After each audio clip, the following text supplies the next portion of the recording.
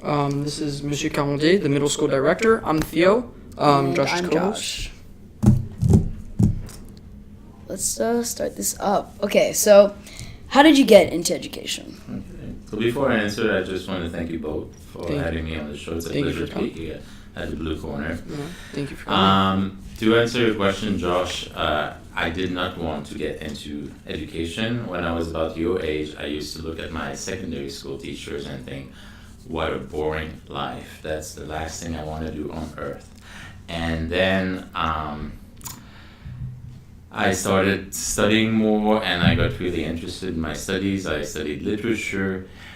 Eventually, I started working as a TA at McGill University because I needed a little bit of money to pay for my tuition. And my teachers noticed that I was very good at teaching. At the time, I just wanted to be a jet setter or world traveler. I was not so keen on becoming a teacher. And then people started telling me about international teaching, so going abroad to teach. And that's when I got really interested. I took 2 jobs for about a year and a half, saved enough money. I went back to school and I got my teaching degree and landed my first job in Switzerland. Just a small follow-up question. Why didn't you decide to become a teacher? Like, why did you decide to become a director? Why? Well, what you should know is I was a teacher for a long time. I was a teacher for 15 years before I became a director. And the funny thing is that I became a director for the same reason I became a teacher, because people told me I was good at it. So I started taking leadership roles, and people were like, oh, you're really good at working with teams. You should consider doing that. At the time, I didn't want to be a director at all. I was seeing that as too many responsibilities, too much stress. But now I'm very happy I made the move. Yeah. So, what is your favorite thing about the ISB community and teaching abroad and teaching? Teaching abroad was the excitement of discovering new cultures, life never being boring, being able to travel. I really don't like routine, and that's part of why I became an educator, because as you guys know very well, it's never boring here. And that's what I love about my job. Why did I end up coming to ISB? So I spent a little bit of time in Switzerland, 3 years, 5 years in the Czech Republic, 7 years in Tunisia, where I experienced the revolution and the aftermath of the revolution and a lot of changes and political unrest. And then I was looking at something a little bit more stable, so I started considering moving to Europe or North America. And that's when I came across a little ad on the internet about this position, and I thought, wow, this is a perfect fit for me. This is a bilingual school, French, English. This is an international school. It's in Boston, not too far away from where I grew up. So I applied, and that's how I ended up at ISB, and I have not regretted it since. That's really interesting. And what do you like most about being at ISB? The community, the people. Regardless of what I do in life, it's always about the people. Traveling for me is not about going to places and taking pictures of the Eiffel Tower or the Taj Mahal. It's about interacting with people, meeting people that think differently than I do. And that's what I most like about ISB. We have an international community. We teach the world, so we teach an international curriculum to an international community. I really like that. I love the students, of course. They're dynamic, creative. There's so much talent here. There's so much leadership. To be honest, I haven't seen in my other school, and I'm being completely honest. And the same thing is true for the faculty. Teachers are knowledgeable, they are passionate, they love what they do, they love you guys. They just, day after day, they come to school with a big smile on their face and they're excited to teach. And that's, as you know, is not the case in every school, so I'm very happy to be here. That's really cool. Yeah, that's great. So where did you work before you came to ISB? So, as I was mentioning earlier, I started my career in Switzerland. It was a Canadian school abroad. I was teaching grade 12 only. It was a gap year between high school and university. And students there were living with Swiss family, pension, and we would go on at least 2 trips a month, and they were always linked to the curriculum that we were teaching. But as you can imagine, when you're teaching only grade 12 for 3 years in a row, eventually you get tired of it because it's always the same trips, always the same courses, and as I told you before, I don't like routine. So I moved to the Czech Republic and I became an IB teacher. I was there for 5 years. I highly recommend that you visit Czech Republic. It's one of the few countries in Europe that was never bombed, never destroyed by the war. So there are a lot of hidden jewels in that country. I grew tremendously professionally, but I was teaching mainly French as a second language. And I was interested in teaching French to native French speakers. And that's when I started, I moved to Tunisia and I started to teach native French speakers and teach literature, which is my background and my passion.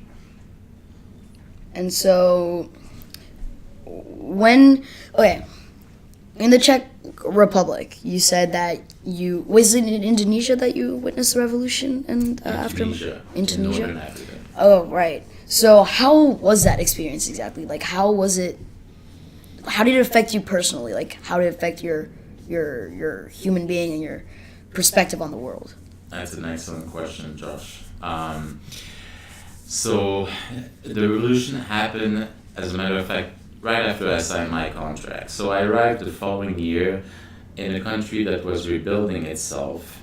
There was a lot of political uncertainty. Was the Islamic party come to power? They had to draft a constitution. There was a lot to do. And you have to think that when you implement democracy in a country, people are not used to it. When people have been told what to do for so long, and you say from one day to the next, well, now you are free and you can vote for your leader, it is a paradigm shift, and people have to adjust to that. It was difficult. In 2012, there was, I don't know if you remember, there was a big uproar all over the world because some caricature of the Prophet Muhammad. Right. And there was that YouTube video, you remember? Yeah. And a lot of riots. So our school was attacked on the September 12, 2012, and all of our elementary school campus burned down. So that was a traumatic experience. So for a long time, we were very tight together. Right. And we were rebuilding together. Not only did we lose the elementary school campus, but a bunch of looters came onto our grounds and took all the technology, all the cameras, the computers.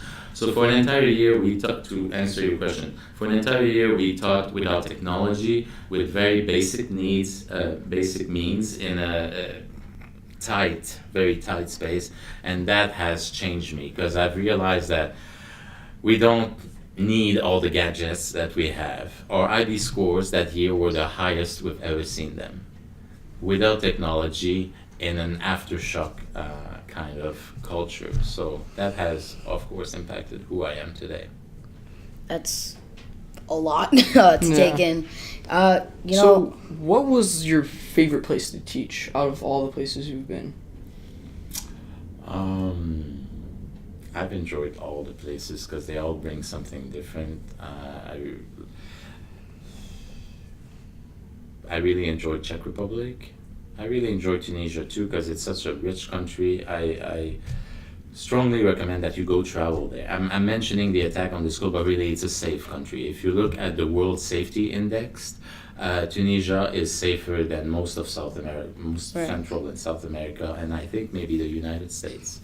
There are very few attacks there, and people will never try to rob you or things like that. So good.